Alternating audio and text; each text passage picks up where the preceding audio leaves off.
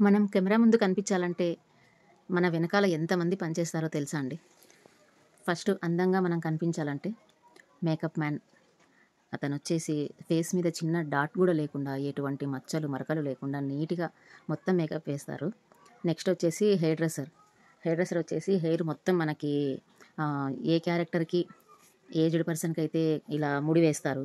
కొంచెం mother look అయితే జడ వేస్తారు. ఇంకా కొద్దిగా యంగ్ లుక్ కావాలంటే లూజ్ హెయిర్ అలా ఏ క్యారెక్టర్‌కి ఏంటి అని చెప్పేసి వాళ్ళైతే రెడీ చేయడం జరుగుతుంది. బట్ వాళ్ళ సొంతంగా కాదు, పలానా క్యారెక్టర్‌కి ఏ హెయిర్ స్టైల్‌లో చేయాలని చెప్పేసి మనకు డైరెక్టర్ గారు చెప్తారనమాట. డైరెక్టర్ గారు చెప్పిన లుక్ వాళ్ళకివ్వాలి. అంటే పూర్ గెటప్ అయితే కొద్దిగా డల్ మేకప్ ఉంటుంది. కొంచెం రిచ్ గెటప్ అయితే కొంచెం బ్రైట్ మేకప్ ఉంటుంది కలర్‌ఫుల్‌గా. మీడియం మిడిల్ క్లాస్ గెటప్ అయితే నార్మల్‌గా న్యాచురల్‌గా స్కిన్ టోన్‌కి ఓన్లీ స్కిన్ కలర్‌కి మ్యాచ్ అయ్యేటట్టు చేస్తారనమాట. ఇలా ఒక్కో దాంట్లో ఒక్కో రకంగా అయితే మేకప్ ఉంటుంది. దాన్ని బట్టే కాస్ట్యూమ్ సెలెక్ట్ చేస్తారు వాళ్ళు. శారీకి తగ్గట్టు మేకప్, హెయిర్ స్టైల్ ఉంటుంది. ఇంకోటి ఆ శారీ కూడా ఒకరు రెడీ అయ్యి సెట్‌లోకి వెళ్ళాలంటే మేకప్ మ్యాన్ కావాలి, హెయిర్ డ్రెస్సర్ కావాలి, జడదానికి ఇంకా కాస్ట్యూమర్ కావాలి. వాళ్ళు శారీ, బ్లౌజు అది నీట్‌గా ఐరన్ చేసి మళ్ళీ ఒక అమ్మాయి శారీ డ్రాపర్ కావాలి. అంటే నార్మల్‌గా మేము కట్టేసుకుంటాం శారీ. మనకు కెమెరా లుక్‌కి మనం కట్టుకున్న దానికి ఒకవేళ సెట్ అవ్వకపోతే శారీ డ్రాపర్ ఉంటారు అక్కడ అమ్మాయి. అమ్మాయి మొత్తం నీట్‌గా సెట్ చేస్తదనమాట మనకు శారీ. సింగిల్ పళ్ళునా లేదంటే స్టెప్స్ వేసుకునేదనేది. కొన్ని సినిమాల్లో వీళ్ళందరూ అవైలబుల్‌గా ఉంటారు. కొన్ని వాటిలో అయితే ఓన్లీ మేకప్ మ్యాన్ ఒక్కరే ఉంటారు. హెయిర్ మన ఓన్‌గానే ఏసుకోవచ్చు. అంటే చిన్న బడ్జెట్ మూవీస్ అలాగైతే. పెద్ద బడ్జెట్ దానికి కొంచెం పెద్ద పెద్ద సినిమాలకైతే వీళ్ళందరూ అవైలబుల్‌గా ఉంటారనమాట. అలానే జస్ట్ మనం సెట్‌కి రాగానే ఓన్లీ రెడీ అవ్వడానికి మన వెనకాల ముగ్గురైతే ఉండాలండి compulsory. Makeup man, hair dresser and costumer.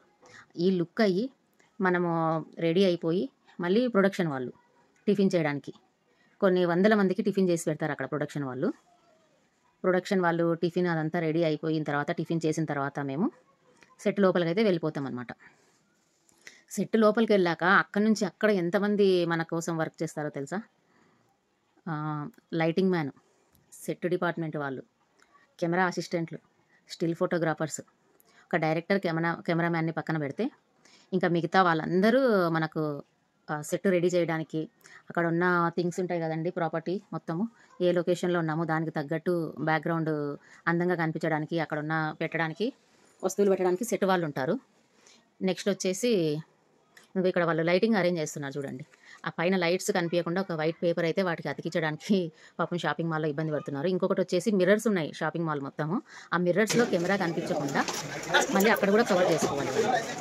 ఒక్కరు కెమెరా ముందు కనిపించాలి, ఇద్దరు ముగ్గురు కెమెరా ముందు కనిపించాలంటే దాని వెనకాల ఇన్ని వందల మంది పని చేయాల్సి వస్తుంది.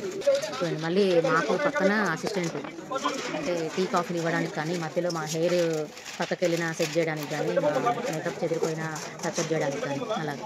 వీళ్ళందరూ వచ్చేసి జూనియర్స్. ఎందుకంటే బ్యాక్‌గ్రౌండ్‌లో కనిపించడానికి జనాలు జూనియర్స్. వాటికి అందరికి వచ్చేసి ఇవన్నీ క్యారీ వ్యాన్స్, ఇంకా ప్రొడక్షన్ వ్యాను, జనరేటర్ వ్యాను అన్నీ వెనకాల 1 అవర్‌లోనే షూటింగ్ అయితే ప్యాకప్ అయిపోయింది మాకు. ఓన్లీ షాపింగ్ సీన్ అయితే జరిగింది. అంటే దాని తర్వాత ప్యాకప్ అయింది. డైరెక్షన్ డిపార్ట్మెంట్ వాళ్ళు వీళ్ళందరూ ఇలా ఇంతమంది వర్క్ చేస్తే గానీ అందంగా ఒకరిద్దరు కెమెరా ముందైతే కనిపించలేదండి. Thank you.